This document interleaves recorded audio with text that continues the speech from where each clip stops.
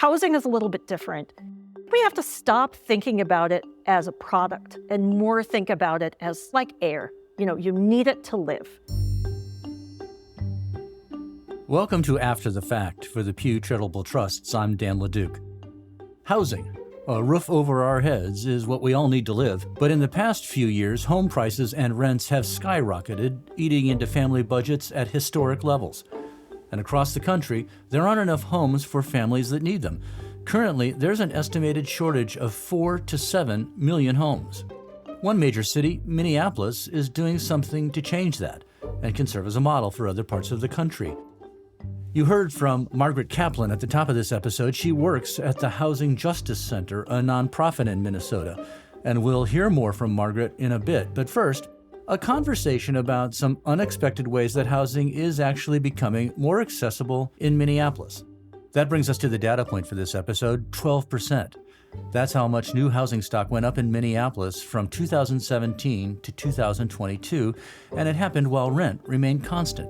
And at the same time, homelessness decreased by 12% in the city. I spoke with Meg McMahan and Jason Wittenberg, who both work in community planning and economic development with the city of Minneapolis. They told me about some of the local policy changes that are improving affordability and access to housing, and how Minneapolis could provide a blueprint for other cities facing similar housing challenges for people who want to call those places home. In major metropolitan areas, essentially there's a higher demand for housing. And what that does is it drives up the cost of housing.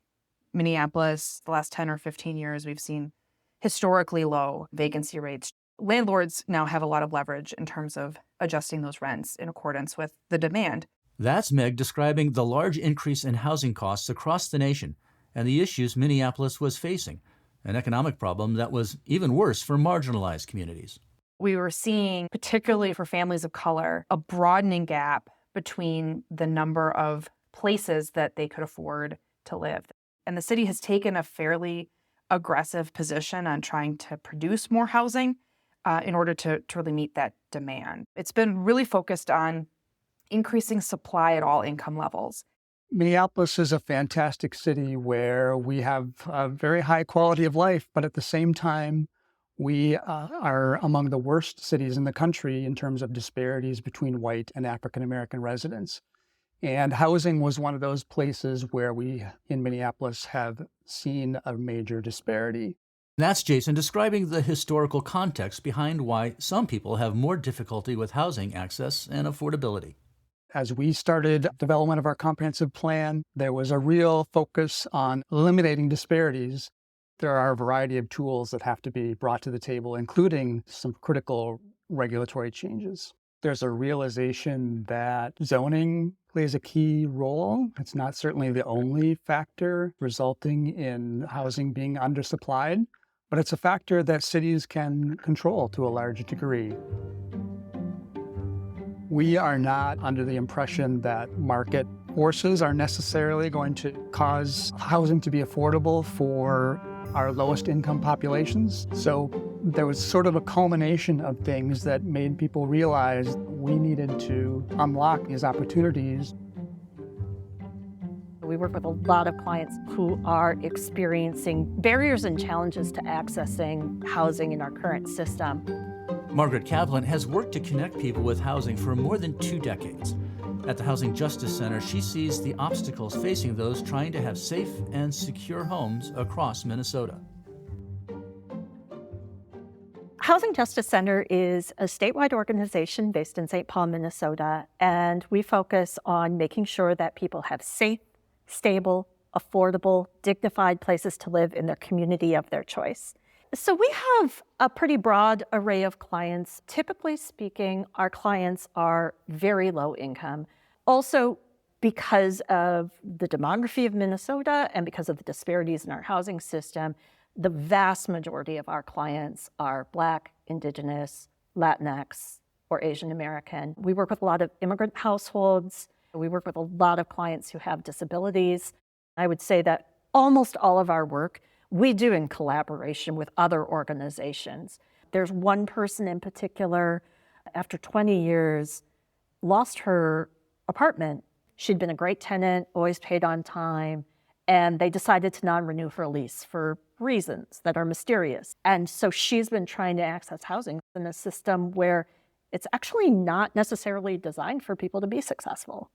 Well, what are some of the difficulties people face in securing housing? One of the biggest challenges with regard to price is so much of the housing stock that exists, whether it's single-family homes, manufactured homes, or rental properties, is out of reach for many renters who need good places to live. When you look at Minneapolis, when you look at St. Paul, over a quarter of the households are at 30% and below area median income.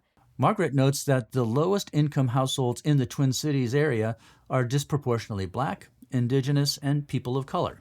The most recent research that came out of Harvard, they do their annual report on housing affordability. 50% of renters in the Twin Cities metropolitan area are paying more than 30% of their income toward their housing costs. That means there's not much left over for everything else.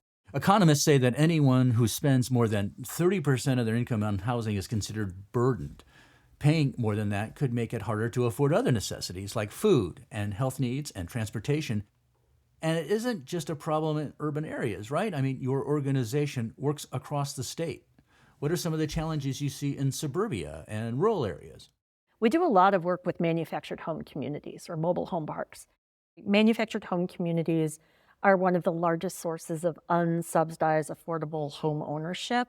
People are investing in acquisition of a home, right? But that home is on rented land. One of the things that we've seen more recently as outside investors are acquiring properties, they're imposing really high rent increases year after year after year to the point that the home price plus the lot rent is very, very far out of reach.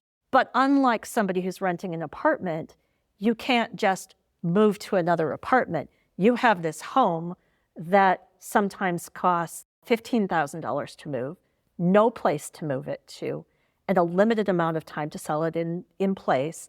And even if you have that opportunity to sell it in place, those higher lot rents are a disincentive for people to buy those homes. So we've been working with a number of communities who've been experiencing this sort of pushing away from the stability that they thought they had when they purchased their home 10, 15, 20 years ago. We're challenging some of the business practices of communities. So really thinking about what does it mean for a rent increase in a community to be reasonable, and how do you better balance the rights of homeowners in manufactured home communities with the folks who are now the new park owners to push back against rent increases that are unreasonable. Keeping on top of this issue in a way that shines some light on something that I think very frequently isn't recognized. Well, it seems like the lack of supply is affecting everyone who's looking for housing. When we're talking about addressing the homeownership disparity gap here in Minnesota, a big challenge is for folks who are ready to buy a home, there's nothing for them to buy that's going to be affordable to them at their price point. And that's not to say that other people in our current housing market aren't struggling. There is a huge shortage of affordable single-family homes as well. If there's this demand for homes and apartments and rents at a certain level, why isn't there a response to that price level, right? I mean, automobile manufacturers, they mass produce affordable cars. Housing operates a little bit differently than, say, commodities. They're not artificially limited by our regulatory environment, and they aren't dependent on a really limited resource, which is high-quality, developable land. Housing is a little bit different. I think we have to stop thinking about it as a product and more think about it as it's like air. You need it to live. What that means is even if you can't afford the place, if you can access the place, you're going to pay whatever you need to and make whatever choices you can to stay housed. It's a non-optional thing. The other thing I would say is that housing isn't just one market. It's multiple markets. They all operate a little bit differently. It's not just about having a roof over your head. It's also having a place to live that is safe and that is healthy. Housing continues to be a challenge in Minnesota as it is across many parts of the U.S., but there is a promise of more accessibility through smarter, data-driven policy solutions. Zoning reform in Minneapolis is leading to affordability and accessibility and helping to address systemic bias. Now back to Meg and Jason. Early on in the process, we partnered with a project out of the University of Minnesota called Mapping Prejudice.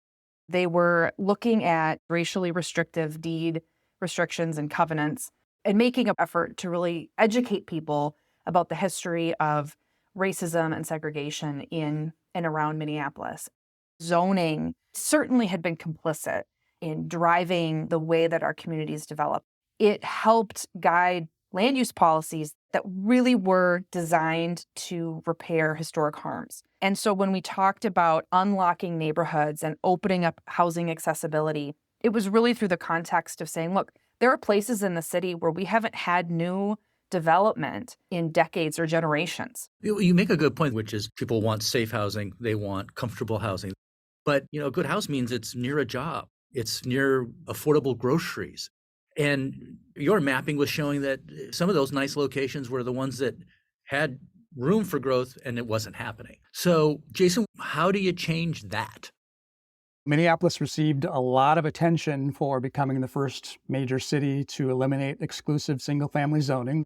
So the city now allows duplexes and triplexes, 2- and 3-unit buildings in our lowest density zoning districts. What's, I think, received a lot less publicity is the fact that we've authorized a lot of other kinds of small-scale apartment buildings in more locations. And the city has made it easier to build taller and higher density buildings and housing along corridors to have more transit options. Let's talk a little nitty-gritty for a moment, when we're talking like planning. Sometimes it's literally the number of parking places for a particular unit that can drive up costs of a project. What are some of the other things like that you tried to address?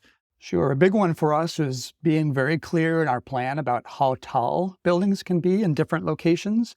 There was a lot of negotiation about how tall a building could be in a given location. But people could ask for 25 stories, and then that would be a big public battle. We've created much more clarity about how tall a building can be in a location, and that means that places outside of downtown can have 30-story buildings in some cases. Being clear about what can be built where and sticking to that has been a major tenet of this work. And I think it's something that benefits both developers and community members. And then you mentioned parking. I think we would be remiss to not talk about the fact that we eliminated parking minimums citywide. When we talk about the cost of housing and the cost of development, it is absolutely, I would say, one of the most impactful regulatory changes in terms of reducing barriers for development and also creating opportunities in locations. They simply wouldn't be able to fit a project because of the need for parking requirements. So you made these changes over the last few years, and how do you judge your success? Land use reform is a slow process.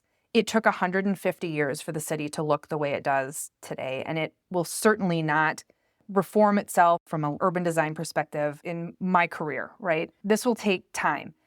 On the other hand, I think there is national research that is showing that Minneapolis is producing more housing units, and our rent growth is slower than other similarly sized cities throughout the country.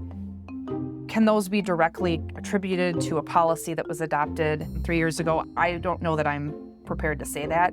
Certainly, I think when you increase supply of housing, it does seem to have a downward pressure, at least, on the cost of housing in those communities. And certainly our vacancy rates are starting to tick upward, which is a really important factor when you look at historically how low they have been. Minneapolis is coming out on top in terms of slower rent growth, high housing production, and generally the numbers are headed in the direction that we would expect and are happy to see. Renters are also an important part of this picture. In 2021, more than a third of all U.S. households were renters, according to Pew Research Center. Margaret told me about a program her organization has to support renters. It's one thing to have housing and to have a supply, But if that supply isn't accessible to the people who need it, then, it doesn't really exist for them. There needs to be access to fair housing choice. We've got a program called Renters Reclaim the Record, where we assist people who have been denied access to housing largely because of things on their tenant screening report. We started working with a group that was focused on the housing needs of people who'd experienced domestic violence. And they had received temporary shelter in a hotel for a period of time during COVID. And then they received vouchers that they could use to find permanent housing after that program ended. But the problem that people were running into was twofold. One, the experience of people with domestic violence impacted their tenant screening report. So it affected their credit score because a lot of the time people experiencing domestic violence don't have control over their own finances.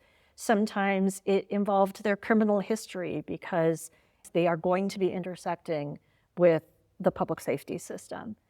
It affected people's income because one of the ways that people are controlled in domestic violence experiences is not having financial autonomy. All of these were a function of their experience with domestic violence, and yet these were preventing them from being able to access housing opportunities.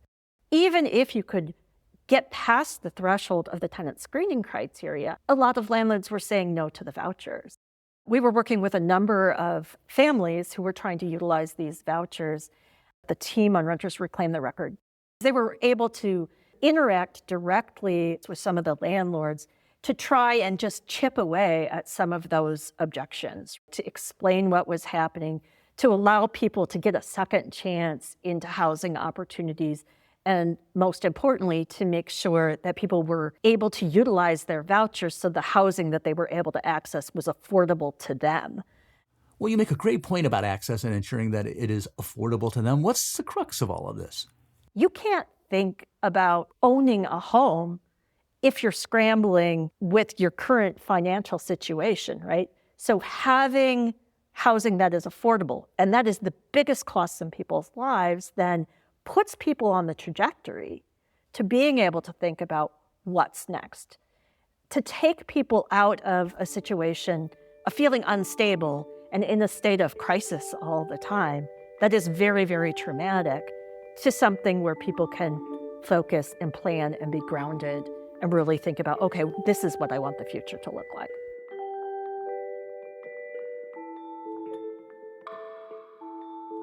In our next and final episode of the season, we go to Montana.